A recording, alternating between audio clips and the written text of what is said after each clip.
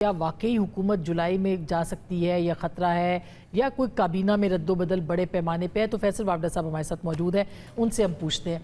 आपकी इस खबर के बाद एक तूफ़ान आ गया, ज़ाहिर है कि बहुत सारी तनकीद भी आपके ऊपर हुई है कि शायद आप किसी के इशारे पे बोलते हैं, ये बात हुई भी। क्या वाकई जो इस्टेब्लिशमेंट है वो ये चाहती है कि गवर्नमेंट को तब्दील कर दिया जाए जुलाई में? बहुत शुक्रिया आसमा साहबा। देखिए आसमा साहबा, जो 17 साल 16 साल जो मैं सियासत में हुआ है, तो मीडिया बादशाह है। वो चाहे उसमें लोग बैठे हुए होते हैं, खबर है, मुझे इतराज़ नहीं है, मैं सबका एहतराम करता हूँ।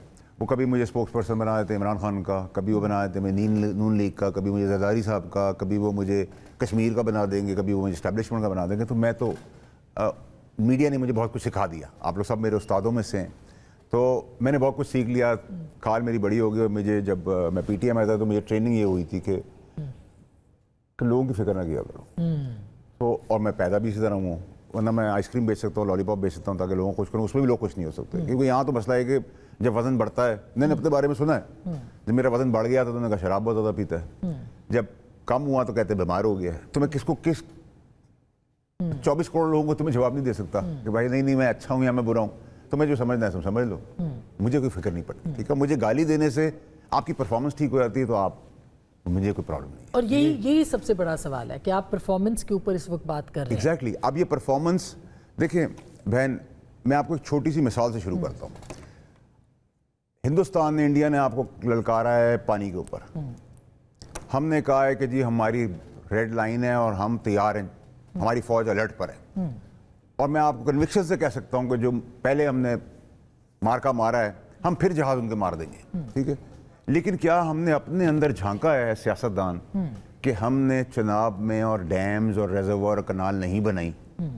इसका ये तो मतलब नहीं हो कि मेरी तगड़ी फौज है, मैं नलाई करूँ, 60-70 साल में काम ना करके दूँ, और फिर ये कहो मेरी तगड़ी फौज है, कॉफ़ी गर्म आ गई, ठंडी आ गई तो जाओ भाई मार के रहो। ये पॉसिबल नहीं है। हाँ, हमारी बहुत फौज तगड़ी है, अभी भी इंडिया का हम मुंह तोड़ जवाब देंगे और इंशाल्लाह पिछली बार से ज़्यादा बढ़ के करेंगे।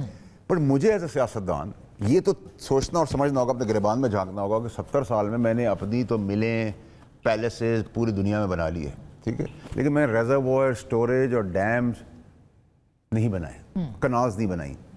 तो इसका फुकदान, ये नालायकी, नाअहली, इस जनाजे की जमहूरियत जो है उसकी है ना, तो उसमें बुराई क्या है? अगर मैं 140 अरब रुपए रिवर्स कराता हूँ, आप इनसिक्योर ना हो, वो मेरे बाप का मुल्क नहीं है ये, ठीक है, किसी के बाप का मुल्क नहीं कि जिधर पॉलिसी बनाई, चार को ठग को आपने माफिया बना दिया, अपनी जेब गर्म कर दी। तो आप इनसिक्योर ना, आप खुश होंगे यार तुमने अच्छी चीज की है, हम तुम्हारे साथ हैं। अच्छा। और फिर माना कमेटी के अंदर, फिर कमेटी के बाद बयानात भी दे रहे हैं। ठीक है, मेरी किसी से जाती दुश्मनी नहीं है। मैं 65 साल से आपसे कह रहा हूँ, ABCDEFG डाउन द लाइन सारी पॉलिटिकल पार्टियां, इन्होंने स्कूल, कॉलेज, बंगला, गाड़ी, बैंक, दवाइयां, जो अवाम की जरूरत है उन सब के ये मालिक। मगर आप कह रहे हैं कि चारों वज़राए आला कंटेनर के अंदर होंगे या कंटेनर पर खड़े होंगे? नहीं, मैंने देखिए, अच्छा। मैंने ऐसी कोई बात देखी। मैंने एक बात हो रही थी मौलाना साहब के ऊपर कि मौलाना साहब ने स्पीच दी, काबिल एहतराम है मेरे लिए, और उन्होंने कहा कंटेनर में तो हमसे बात करते। तो मैंने कहा अगर मैं बहुत दूर की सोचूं, क्यों मैं सोचता ही बहुत दूर की हूँ, तो मैंने कहा मुझे लगता ये कि उन्होंने मुझसे पूछा हफ्ते महीने, मैंने कहा नहीं मैं बहुत दूर की सोचता हूँ, या तो सब एक कंटेनर पे हैं या सब एक कंटेनर के अंदर है, फुल स्टॉप। उसकी परफॉर्मेंस के ऊपर तो आपने बात की ना, मैंने हर बात जो मैंने की है वो बहन मैं अपना सर कटवा दूंगा, वो राजी रहे, मैं अपनी बात पे खड़ा रहूंगा। ठीक है, मैंने बगैर नाम के, अब तकलीफ किसको हुई है? तो वो तकलीफ उसी को हुई होगी जिसको लगा है उसने कुछ किया है। वरना जिसको मेरे बारे में कल किसी ने मुझे दोस्त से भेजा गया, तूने क्या नाम है इनका, अख्तर साहब का, हारून अख्तर साहब, किसी चपड़गंजू ने लिखा कि जी इसने अपना काम कहा था तो वो हुआ नहीं, तो इसलिए उनके पीछे पड़ गया। तो कैमरे की मौजूदगी में कमेटी के अंदर, कैमरों के अंदर ही कहा गया, हुमायूं साहब, हारून अख्तर साहब, मैंने कहा हम पहली दफा मिल रहे हैं। अभी कैमरे की आंख तो नहीं आपसे छुप सकती, आपकी आंख से कुछ नहीं छुप सकता, 20 साल बाद भी आप दिखाएंगे। ठीक है, तो अब इसका जवाब मैं क्या दे सकता हूँ? अगर मैंने पॉइंट आउट किया तो मेरा इंटरेस्ट हो गया, फिर आ गया कि जी मुझे वजारत नहीं मिली। ठीक है, तो इंटरेस्ट के बगैर क्या मैं वजीर जब था तो मैं राना सनाउल्लाह साहब के लिए खड़ा हुआ, जो इसका तस्लीम उन्होंने खुद किया, मेहरबानी उनकी।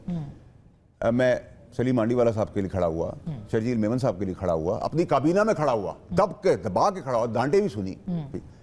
तब तो मैं खुद वजीर था, तब मेरा क्या इंटरेस्ट था, मैं तो उनमें से कुछ को जानता भी नहीं था। राना सनाउल्लाह साहब को मैं उससे पहले कभी नहीं जानता था, ठीक है, मैं शक्ल से जानता था, लेकिन मुलाकात नहीं थी। तो राना सनाउल्लाह साहब की मेरी दोस्ती भी एक चैनल के प्रोग्राम, जब उन्होंने मुझे पीछे से पकड़ा और प्यार से कहा कि मैं जेल में था जब मुझे पता चला, तो मैंने कहा सर आप हक पे थे तो मैं खड़ा हुआ। तो मैं तो अपने दुश्मन की भी अच्छी चीज़ बताता हूँ। लेकिन अब आप कह रहे हैं कि अब आप ये समझते हैं कि चारों वज़राए आला की भी परफॉर्मेंस नहीं है, गवर्नमेंट की भी परफॉर्मेंस नहीं है, और ये देखिए मेरी बात सुनो बहन, देखिए मैं 65 साल की जर्नलाइज लेके आया हूँ, क्योंकि बग अभी गवर्नमेंट का, ये सिटिंग गवर्नमेंट पीटीआई होती तो उस पर सवाल होता, पीपल्स पार्टी की होती उस पर सवाल, नून लीग की होती तो नून लीग की तो उस पर सवाल होगा। आप मुझे नून लीग से मेरा जाती कोई झगड़ा तो नहीं है, आबिद शेर अली है, तलाल चौधरी है, बैशर अकील है, खियानी है, अली मलिक है, बुशरा भट्ट है, अनूशे है, सिद्धू है, ये मेरे मामे के पुत्र हैं। मैं तो इनसे अच्छी तरह बात नहीं करता, ये मुझसे अच्छी तरह बात नहीं करता, हमारा सियासी इख्तिलाफ आज भी खड़ा है। लेकिन ये लोग कमेटी में हम देखते हैं ना, पढ़ रहे होते हैं, लिख रहे होते हैं, देख रहे होते हैं, इनको चांस दो, कॉम्पिटेंट आदमी मिलेगा।